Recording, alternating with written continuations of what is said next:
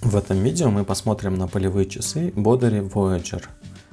Этот производитель не стыдится быть китайским и утверждает, что имеет собственное независимое производство, что помогает им лучше контролировать качество выпускаемых ими часов. Предлагает ли Bodary что-то уникальное, мы постараемся узнать в этом видео.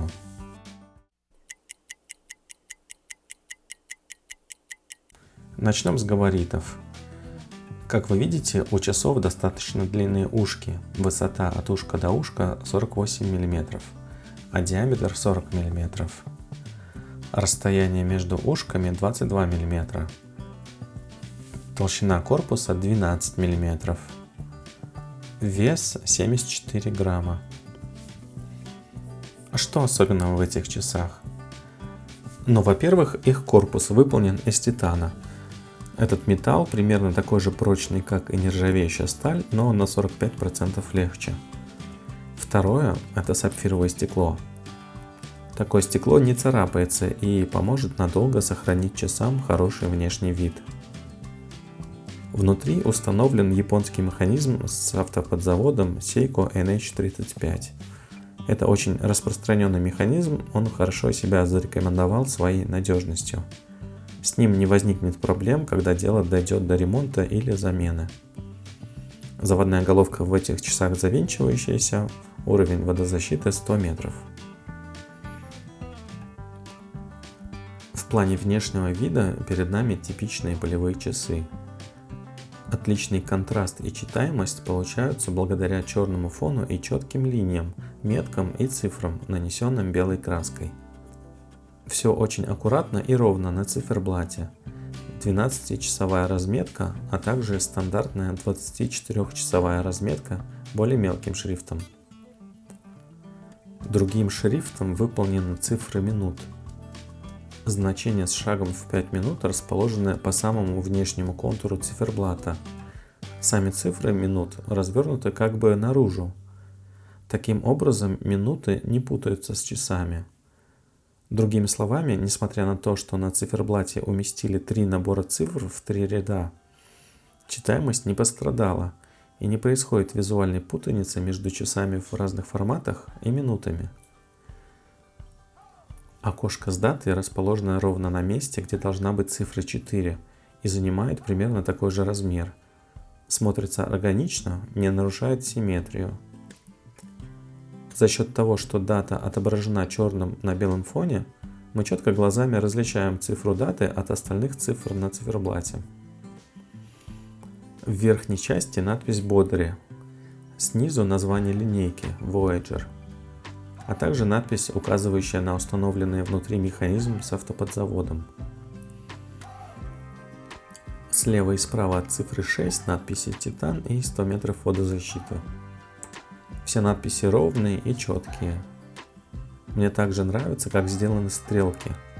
То, как нанесен люминофор, создает ощущение объема. Да и вообще стрелки смотрятся классно. Корпус имеет матовый, характерный для титана цвет по всей поверхности, без каких-либо полированных элементов. Стекло примерно на 1 мм утоплено под безель, что повысит шансы стекла не разбиться при ударе. Пара слов о точности хода. Внутри стоит японский механизм с автоподзаводом Seiko NH35. Кому-то этот механизм уже успел набить оскомину тем, что встречается в таком большом количестве разных часов.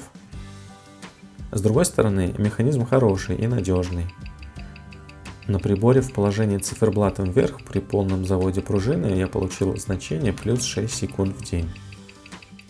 В положении заводной головкой вниз плюс 2 секунды в день. Честно говоря, я не ожидал такого хорошего результата, так как нормальное суточное отклонение NH35 находится в диапазоне минус 20 плюс 40 секунд в день. Возможно, механизм дополнительно отрегулирован.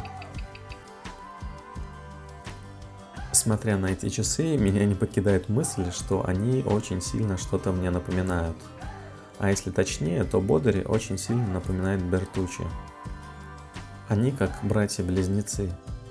Размер и форма корпуса одинаковые. В профиль даже сложно сказать, где кто.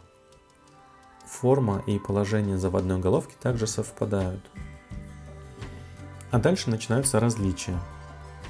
Например, характерная черта Бертуччи – сросшиеся ушки, в котором можно продеть практически только ремешки НАТО или Зулу, в то время как у Бодари стандартные пружинные шпильки.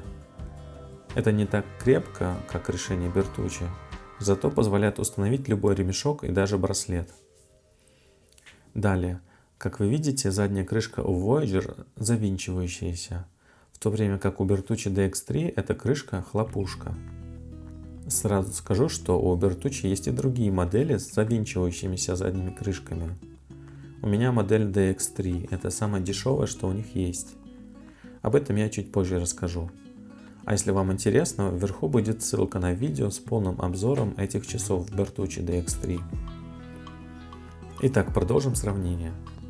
Как мы видим, у Бодари заводная головка закручивается, а у Bertucci DX3 просто вытягивается. Отсюда и уровень водозащиты у американца 50 метров, в то время как китаец Bodary Voyager имеет класс водонепроницаемости 100 метров. Очень похоже сделаны ремешки. У обоих моделей мы видим простроченный краешек ремешка. Такое решение делает кончик ремешка жестче и помогает легче продевать ремешок сквозь ушки и пряжку. Кстати, на пряжке выгравированы названия брендов, что у одних, что и у других часов. Правда, немного в разных местах. Понятно, что механизмы отличаются. Тикание кварцевого механизма у DX3 против более плавного хода механического калибра установлено в Voyager.